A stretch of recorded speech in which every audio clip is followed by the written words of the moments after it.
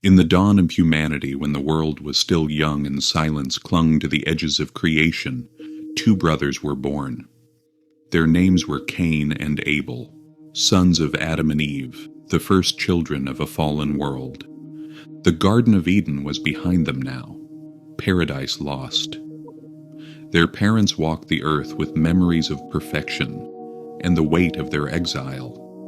But Cain and Abel were born outside of Eden, shaped by dust and toil, raised under the sting of consequence and the hope of redemption. Cain was the firstborn, strong, driven, serious. He worked the soil with hard hands, shaping the earth into furrows and fields. His sweat baptized the ground as he planted and harvested, carving out a living from the cursed land. Cain's eyes rarely left the ground beneath his feet, believing that life's purpose lay in effort, reward, and recognition. His pride was deeply rooted in his work, his identity intertwined with his harvests. Each year that passed reinforced his belief that the fruits of his labor defined his worth. Abel, younger and quieter, tended sheep. His days were filled with the rhythm of hooves and the soft whispers of wind against tall grass. Abel was reflective, often looking skyward, considering the vastness of creation and the mysteries of their Creator. Where Cain saw endless labor, Abel perceived beauty and grace woven into each moment. Abel was gentle, his spirit humble. His shepherding reflected his character, patient, protective, and attuned to the needs of his flock. Abel knew each sheep by name, treating them with care and compassion, symbolic of his relationship with God. Both knew of God, not just in stories, but from their parents' lips, from the fire in their father's eyes when he spoke of Eden, and from their mother's silence when she remembered the serpent. They grew up in the shadow of that first disobedience, yet each man would choose for himself. One day they brought offerings to the Lord. Cain brought fruit from the ground, his best produce gathered with pride. Abel brought the firstborn of his flock, fat portions, a life spilled in reverence. And heaven watched closely. God looked with favor upon Abel and his offering, but for Cain, there was no regard. The air turned heavy. The fire of rejection burned in Cain's chest. His jaw clenched. His hands shook, not because he had brought nothing, but because his offering, though from honest labor, lacked the devotion and surrender that God truly desired. God saw the storm rising within Cain and spoke gently. "Why are you angry? Why is your face downcast? If you do what is right, will you not be accepted? But if not, sin is crouching at your door. It desires to have you, but you must master it." Cain's heart hardened. The warning echoed in his ears, but he turned it over like a stone in his hand. Why should his effort mean less? Jealousy stirred within him, clouding his judgment.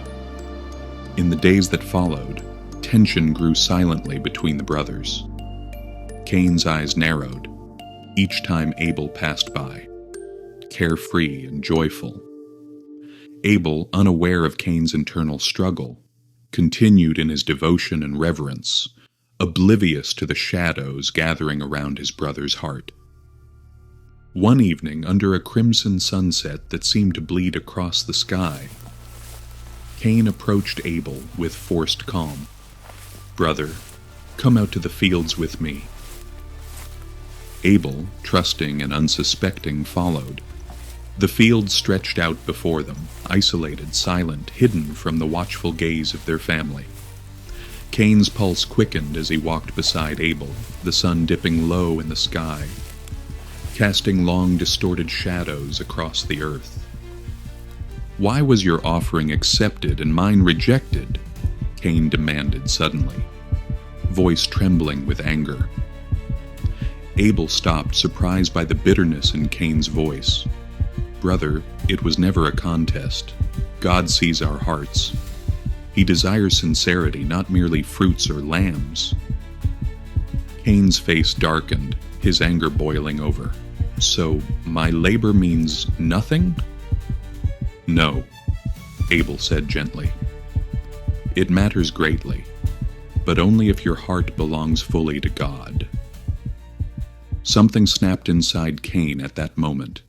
The resentment he harbored burst forth, unstoppable and blind. In a single impulsive moment, he struck Abel, not once, but again and again, until silence fell heavy upon the field. Abel's blood soaked the ground, crying out in anguish. Cain stood alone, breathing heavily, suddenly aware of the profound emptiness around him. The deed was irreversible. His hands trembled, stained with his brother's blood. His breath came in ragged gasps. He sank to his knees, reality sinking in, the magnitude of his actions suffocating. God came to Cain, not in fury, but with a piercing question. "Where is your brother Abel?"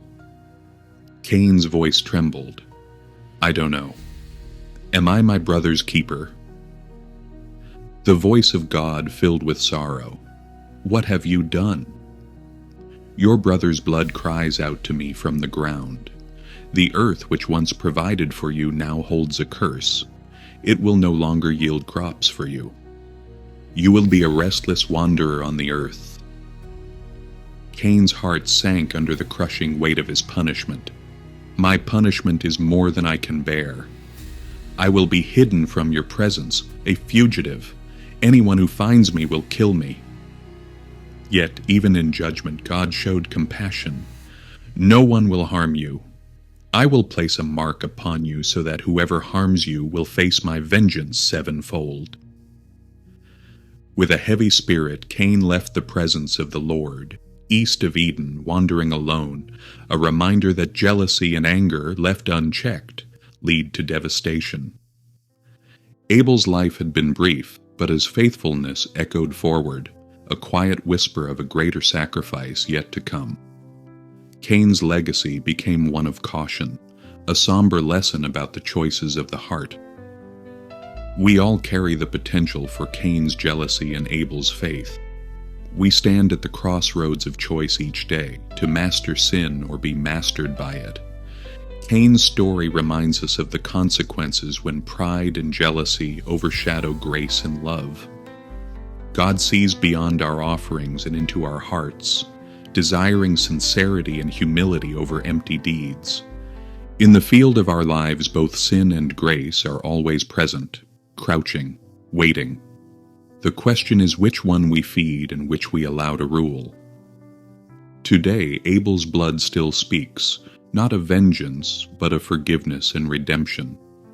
In the shadows cast by our actions, grace remains a quiet, powerful force, ready to forgive, restore, and heal. Thank you for joining us on this journey through God's timeless stories.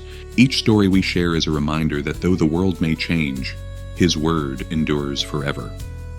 If today's story spoke to you, leave a like, share it with someone who needs encouragement, and don't forget to subscribe for more powerful journeys through Scripture. New episodes release every Friday. Until next time, keep walking by faith. And remember, every story is part of a greater story, the story God is still writing in you.